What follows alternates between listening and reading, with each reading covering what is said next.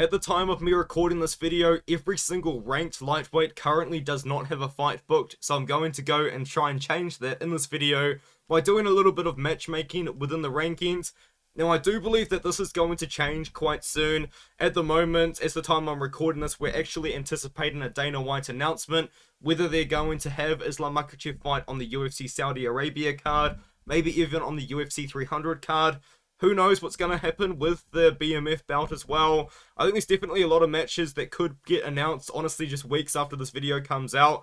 But I am going to go ahead and do a little bit of matchmaking here, just trying to sort out my camera. Here I am, ready to do a bit of matchmaking for you guys. And I'm going to start at the bottom, because once you do get to the top of the lightweight rankings, it does become a little bit of a mess, because you do have fighters like Dustin Poirier and Justin Gaethje, who are kind of notorious for wanting to fight big names. So we're going to start off with the number 15 ranked guy right now in the rankings. It's Drew Dober.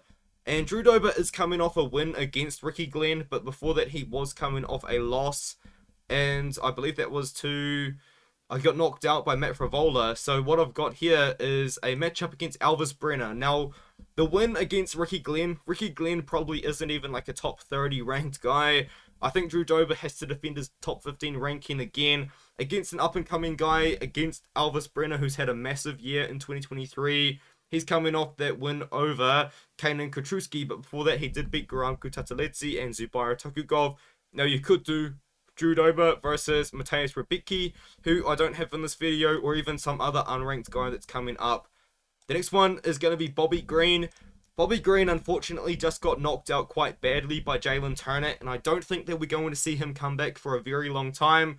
But the fighter that I have him matched up against is a guy that he's been in talks to fight kind of over the last few months, and he currently has a fight booked, so we're going to have to wait on the result of Tony Ferguson versus Paddy Pimblett. But if the winner is Paddy Pimblett, I do believe that Bobby Green versus Paddy Pimblett could be a fight that we see. Other than that, you could match up Bobby Green versus an unranked striker. Maybe Bobby Green versus Matt Frivola could be a matchup that you do. Now we have Renato Moicano, who is a fighter that hasn't fought in a while, and I believe that Renato Moicano is probably pretty keen on getting a fight sometime soon. He does want money. He hasn't fought in a long time. I don't know why. I believe he has had injuries that have kind of ruined that for him a little bit. But he does want to fight, and he has called someone out recently on Twitter.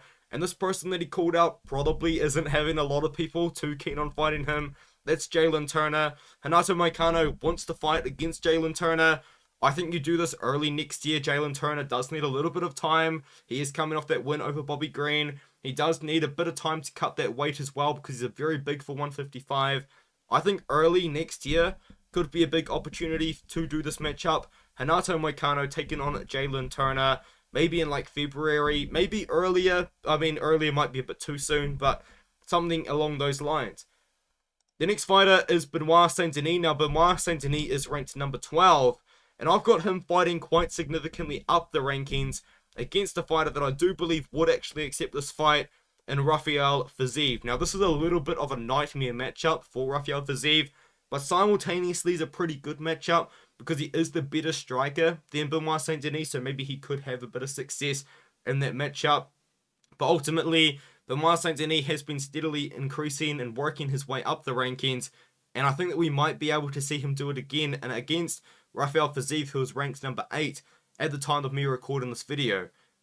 Now, the number 11 ranked fighter at the time of me recording the video, of course, is Rafael Dos Anjos, who isn't fighting at lightweight anymore. He is actually committing to 170 pounds to my knowledge.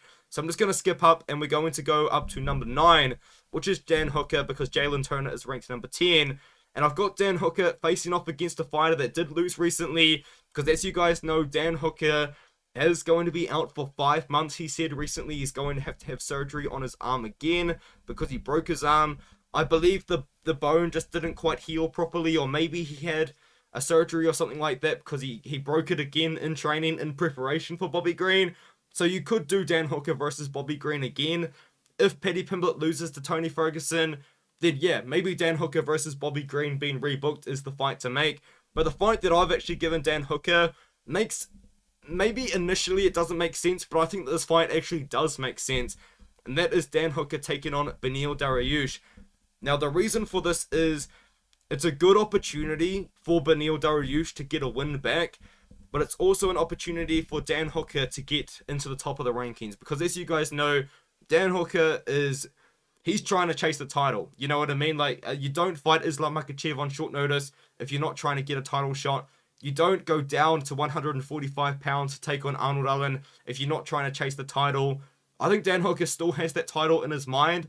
The easiest way for him to do that, in my opinion, to really get up there, is to fight the number 7 ranked Beneil Dariush. And for Beneil Dariush, Dan Hooker, in my opinion, as much as I do love Dan Hooker, this is a very winnable matchup for Beneil as well. And maybe at this point in his career, maybe Beneil is thinking of calling it quits, because the truth is, at this point, Beneil's chances of getting to the title after losing to Arman Tsarukyan, after losing to Charles Oliveira, is probably quite slim. Now, I did see some people saying online that maybe Beneil was trying to retire, like when he was trying to get the mic after he lost to Arman Tsarukyan, but they didn't give him the mic. So, who knows? For this fight, if it is a retirement fight for Beneil, it truly is, in my opinion, a very winnable matchup, but it's also a matchup that gets Dan Hooker into the rankings, and it's a fun fight nonetheless as well. Like, you could do Hooker versus Fiziev as well. There's a lot you could do, but this is what I would do just to match everybody up with someone. The next fighter up on the card is going to be Mateusz Gamrot. Now, he is ranked number 5 right now, but Michael Chandler's ranked 5th as well, so we'll pretend he's ranked number 6th. And this is a tough one, because the opponent I've given Mateusz Gamrot is Dustin Poirier. But the thing about Dustin Poirier is, we all know that Dustin Poirier doesn't want to fight contenders coming up, but he only wants to fight the big names. But who is there left to fight? Dustin Poirier has already fought Charles Oliveira. He's already fought Justin Gaethje. He's already fought Michael Chandler. And he's already fought Dan Hooker. He's already fought the big names at lightweight, if you wanted to include Dan Hooker as a big name. So what is there for Dustin Poirier to fight? They're not going to give him Tony Ferguson.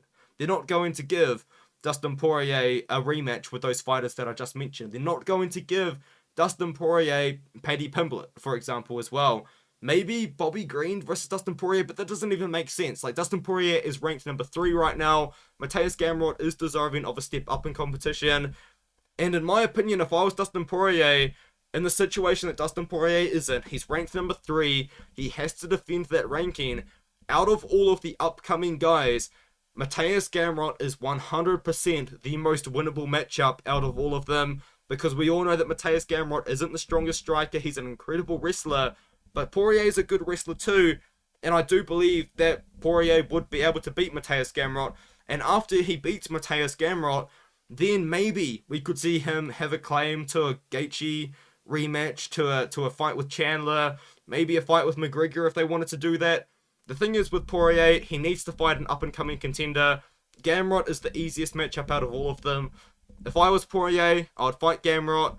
He's probably on a pretty good contract right now, Poirier. He probably can get pay-per-view shares if he's on maybe like UFC 299, maybe like, I don't know, 301. Probably not 300, because they'll probably do Conor on that one. But you guys understand what I mean. I think that's the fight to make. The next one is obviously Conor McGregor's return. I do believe that this may not be the fight. I want to kind of put my hand up there, way over there. I think that there's a good chance that Michael Chandler actually isn't Conor McGregor's return fight, but just out of matchmaking, I've done this. I think that there's a genuine chance that Conor McGregor doesn't come back to Michael Chandler. I think there's a really, really big chance that it's actually Conor McGregor taking on Justin Gaethje, because Conor McGregor wants that BMF belt. He said that the BMF belt would look good in his room of belts or something like that, because he's obviously a double champion. But they did do the Ultimate Fighter season. This seems to be the fight that Chandler's waiting for. Of course he is. But it seems to be the fight UFC's interested. I think there's a good chance, though, that Chandler could be wasting his time and they might not do this. But this is just the McGregor return fight. It could be Justin Gaethje. And speaking of Arman Tsarukyan, I do have him fighting against Justin Gaethje. Do I think that this is probably the most realistic option? Not really, but once again, somebody has to fight Arman Tsarukyan, and we know it's not going to be Dustin Poirier. We just know Dustin Poirier won't accept that fight. I think Dustin Poirier versus Mateusz Gamrot is much more realistic. Justin Gaethje, he did fight Fiziev, and now he's got the BMF belt. He got this big fight against Dustin Poirier. maybe he fights Arman, but I think Arman's a risky fight for absolutely everybody right now. And to be honest with you, I don't know who would fight Arman aside from Charles Oliveira or Islam Makhachev. Now, yes, I am a big Charles Oliveira fan, but let's be real. Out of Charles Oliveira, Justin Gaethje, and Dustin Poirier, which of those three are more likely to fight Arman Tsarukyan as a contender? I would say it's probably Charles Oliveira. But speaking of Charles Oliveira, the title fight. Now, you could make things interesting and do Islam Makhachev versus Justin Gaethje. That would switch things up. And if it is Islam Makhachev versus Justin Gaethje, then I think you do Charles Oliveira versus Arman Tsarukyan. Or maybe you could get a little bit crazy with it and do Charles Oliveira versus Conor McGregor. Because at the end of the day, out of all of these fighters here, I would say Charles Oliveira probably is the biggest pay-per-view star out of every single fighter at lightweight aside from Conor McGregor. Charles Oliveira headlined many pay-per-views in, I believe it was 2022 when he was on his great run. He was a guy that was selling the most pay-per-views as well for them in that period of time that he was the champion. He's a big name. Olives is a massive name. I do understand that Makhachev, Gaethje, and Poirier are huge names, but out of all of these guys, I think Olives has the biggest pull. So maybe they do Olives versus McGregor, but the fight that I've done is obviously the rematch that a lot of people are anticipating. Makhachev versus Oliveira 2. I think it could be a good one. They could do something a bit more original, like Makhachev versus Gaethje. I'm not actually too opposed to that idea because I actually personally really do want to see Oliveira versus Tsarukyan, but maybe that will have to happen if Oliveira loses to Makhachev and then Makhachev fights Gaethje, so Oliveira has to fight Arman to try and get back in the mix at the title. Who knows? Let me know what you think of all of those matchups in the comments below. Do you think I did a good job? Do you think I did a bad job? Would you match up any of these guys differently?